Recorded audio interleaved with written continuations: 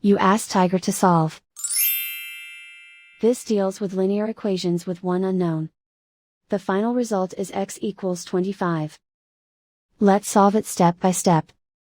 Group all constants on the right side of the equation. Subtract 10 from both sides. Simplify the arithmetic.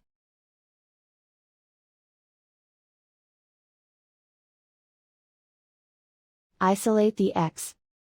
Divide both sides by 3. Simplify the fraction.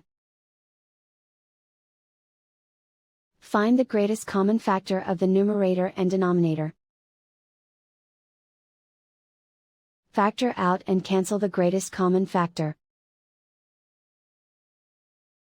And so the final result is x equals 25.